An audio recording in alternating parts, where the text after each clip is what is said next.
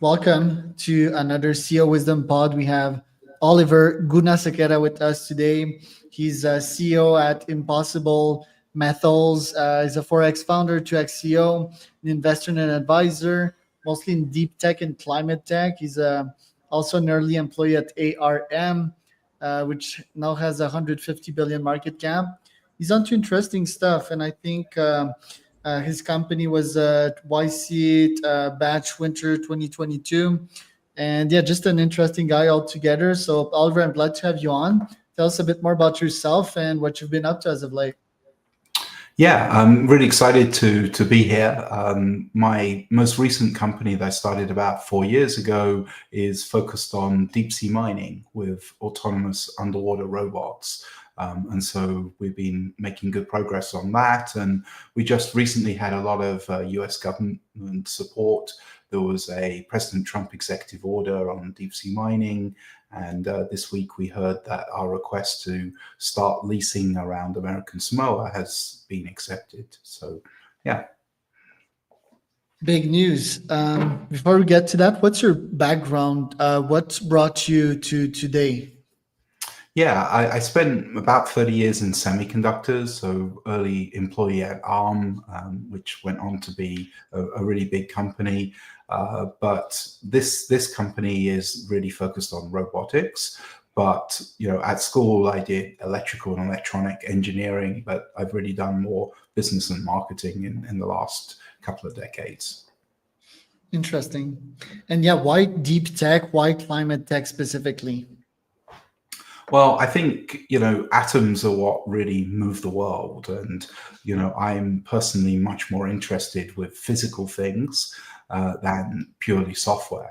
Now, that being said, robots have a lot of software in them, but they physically interact with the world. And I think AI in the form of robotics is the next wave.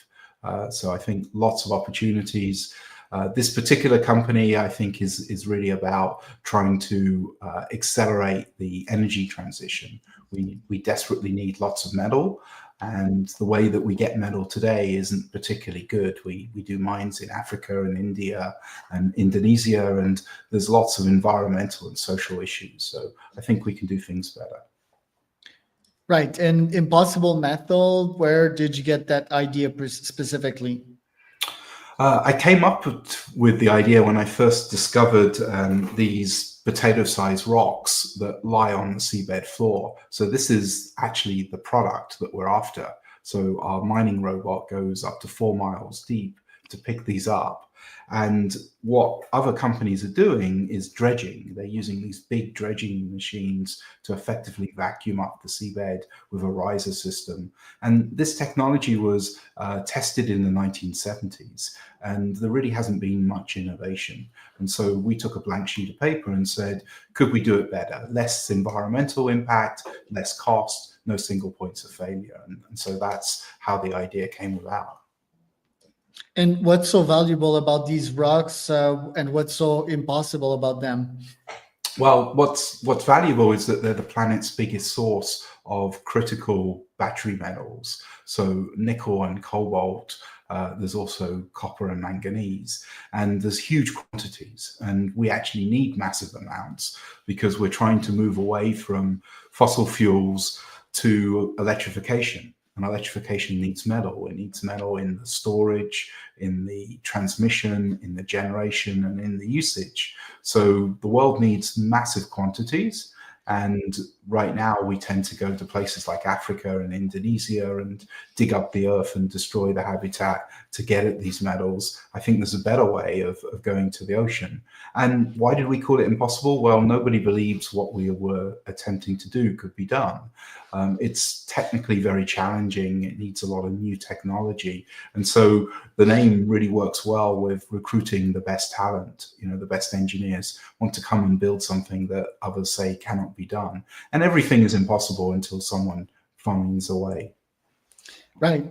Yeah, I have a hard time wrapping my mind around the economics of that. What's the value of that potato size rock? If you need to build a robot that may cost millions, then have it go 4 miles deep, it can break. and returning these things? Like, is there scale? Did you think there's like economic scalability into that? Yeah, we've discovered about $20 trillion worth of minerals on the ocean floor. Trillion. And the world last year consumed 400 million. So that's the total addressable market for nickel, cobalt, copper, and manganese. It's growing at over 7.5% every year. So it's a huge market. And when we do our economics, we believe we'll be about 10x less expensive than the average mine on land. And that's because the grade of the resource is super high. We get four metals in one, and we don't need to build land infrastructure.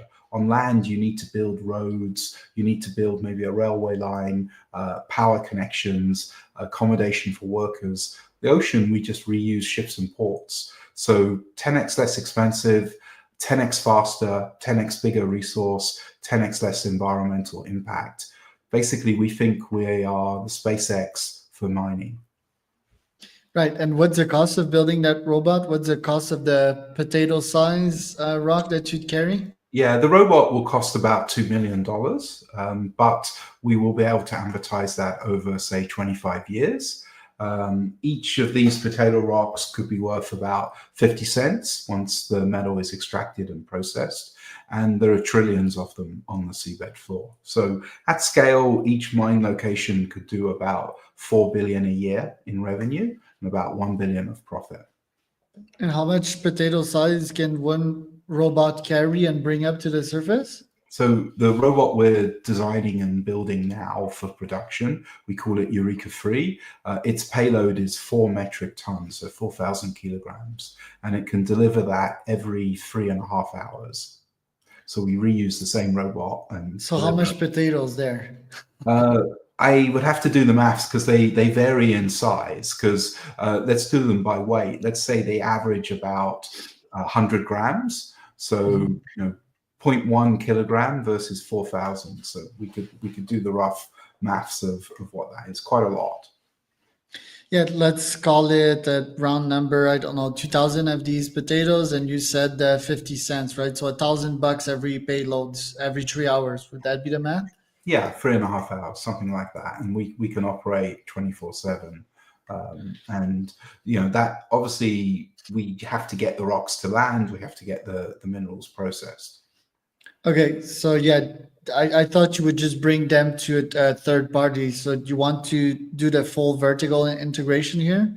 We will use a third party. So we don't want to be building mineral processing facilities, but we want to operate with what's called a tolling relationship, where we deliver the raw nodules, the raw ore, and they process them and deliver us the pure metal, and we pay a tonnage fee for that.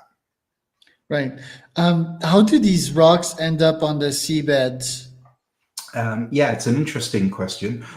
So first of all, the trace metals that we're after, these come up through volcanic action to the surface. And then through weathering over millions of years, they get into solution and then the water runs into the ocean. So now you have, in parts per million, the nickel, the cobalt, the copper, and the manganese in the ocean. Now, how these nodules form is that there is a kernel, like a shark's tooth or a piece of clay, and the metals start to solidify around that kernel. And over millions of years, they grow. So if you were to cut this nodule open, you would kind of see rings inside it as it's grown. Typically, each centimeter in diameter is about 1 million years. And so they literally grow and they form in the trillions. So if you were to look at the seabed floor, it looks like a golf driving range where you just see huge numbers of these round potato-sized rocks lying on the seabed floor. Right. But the seabed floor is not even. It's littered with other things, I do believe, and maybe even corals, right? Like I saw your video. Maybe I can show people just so that they can understand real quick here. Is the seabed floor really like that? Like just pure sand and there's these cobbles? In my mind, it would be like way more uneven. It's to do with where these particular rocks form. So they form on what we call the abysmal plains. So these areas are very flat, and they're very deep. They're typically around 3 to 4 miles deep, and so there's no sunlight. Most of the life at this depth is bacterial life, microscopic life. But there is occasionally corals and sponges, but they're very rare.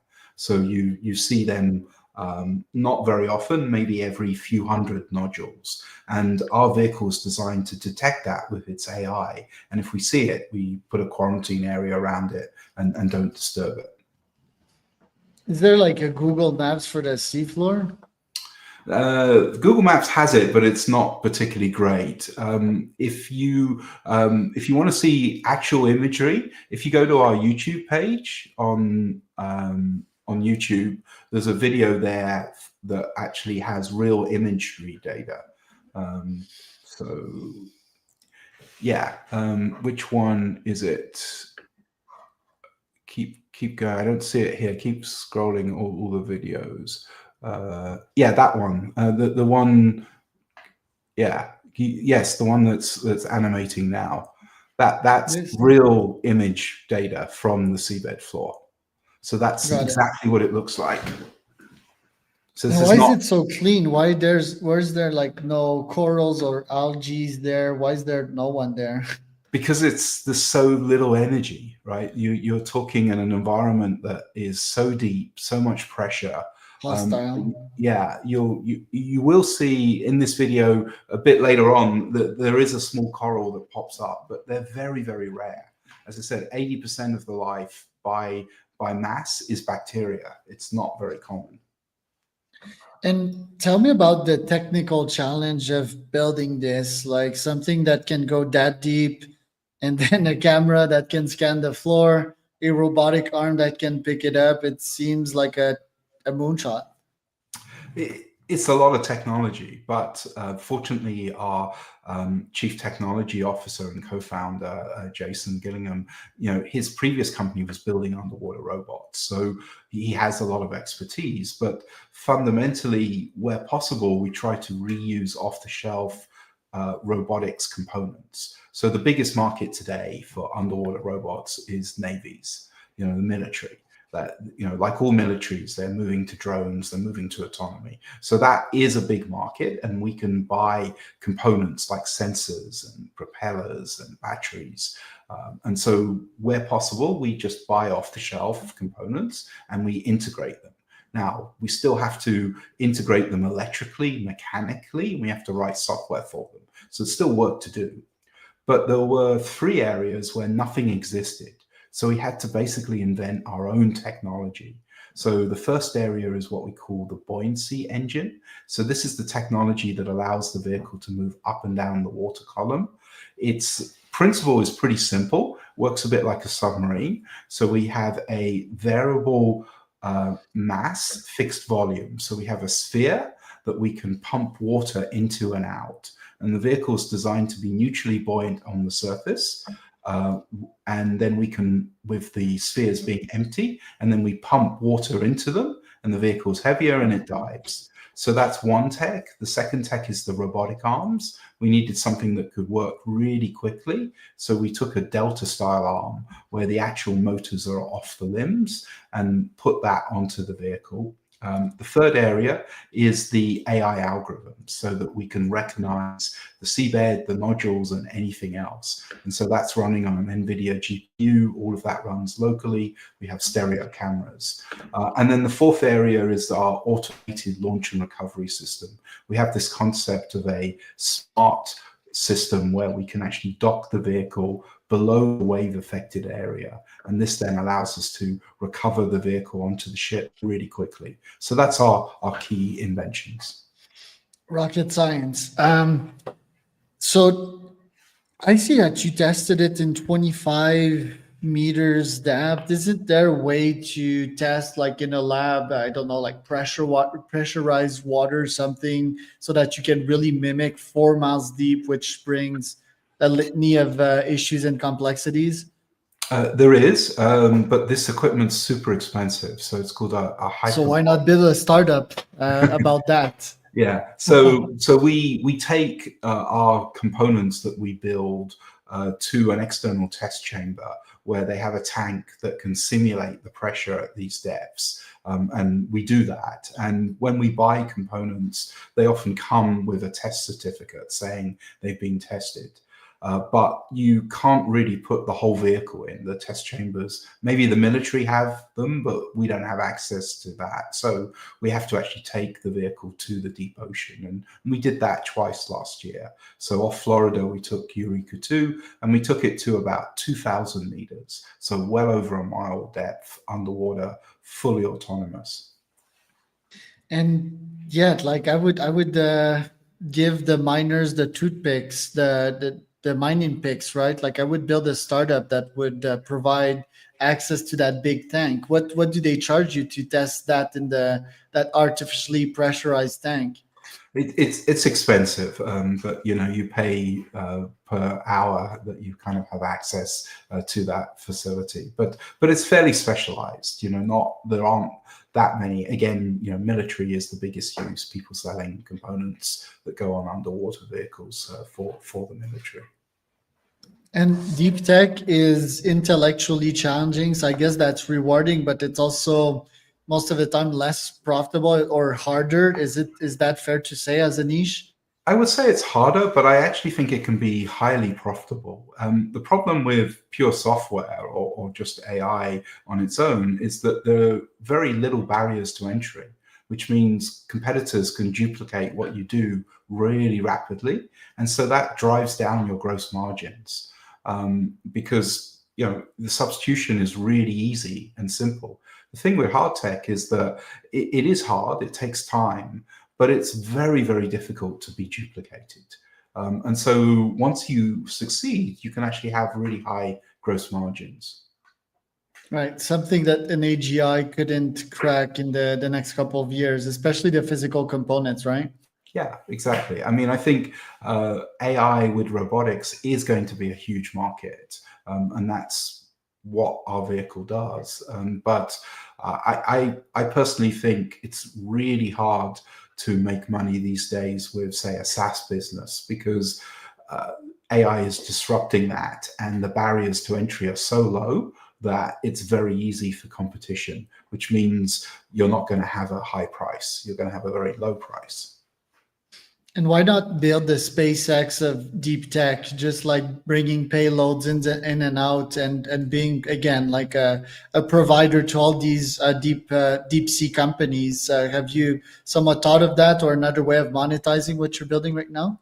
Yeah, I mean, we're interested in the components that we've built could be repackaged for military or other applications. And of course, we're interested in that. But few markets have a $400 billion TAM last year and growing. That's a pretty unusual market. And it's a market where there's no risk because unlike most startups, you have the fundamental concerns of do people want the product or service? And secondly, can I make money at the price I need to sell? Well, when you're selling a commodity like nickel or cobalt or copper, we have none of those issues. The market is huge, it's growing. It's all about controlling our cost. We don't need to worry about whether anyone wants this. And so that is super attractive. And I would describe them as like our agricultural lands, right? Like these flat lands with these bunch of cobbles. How many of these are there in the world, and what's the total kilometer surface? I'm asking that because I don't know. Maybe there's like 50, 100 of these spots, and every time you need to reach those, you need to take a boat, and there's logistics involved in that. So, how many of these So, plain fields are yeah. there in the world? So, so mining is quite highly regulated. So it's not like you can just go to a random spot and start. So we have three phases. We have prospecting, which is basically where you kind of want to know where stuff is approximately. This really started in the 1970s. And then you have exploration. Now, exploration is where you get an area exclusively for you to do the environmental work. And these areas are large. They're the size of Portugal, 75,000 square kilometers, so huge. And you have that exclusively. And with the exploration, what you're trying to do is concisely define the resource, what's down there, what's the cost, and also what is the environmental baseline and what would be the impact of doing the mining. And this started in early 2000s. And then you have the final phase, which is what we're focused on, which is called exploitation or actual mining. And this is where you take one of those areas, you take all the data that you've collected, including the environmental impact assessment, and then you submit it to the regulator and say, I want to mine this area for 30 years. This is the space. And because these areas are so large, even in 30 years, you're only going to probably pick up 10, 15% of the material that's in that one location. Interesting. How was YC for you? And yeah, I believe you raised a seed from there. Like, are you still raising this year?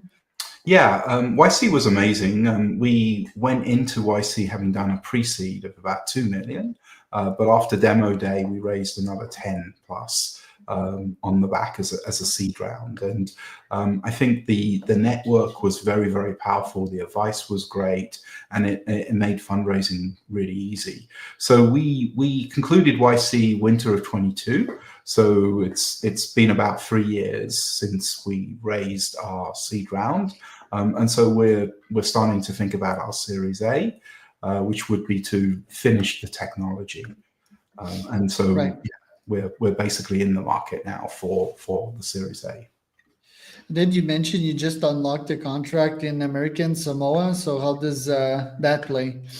Yeah, so we formally requested to the US Department of the Interior to start the leasing process around American Samoa, and they agreed to, which is super exciting. So just this Tuesday, they put out a press release from the US Department of the Interior, and they actually mentioned that it was our request to start this process. So this is super exciting.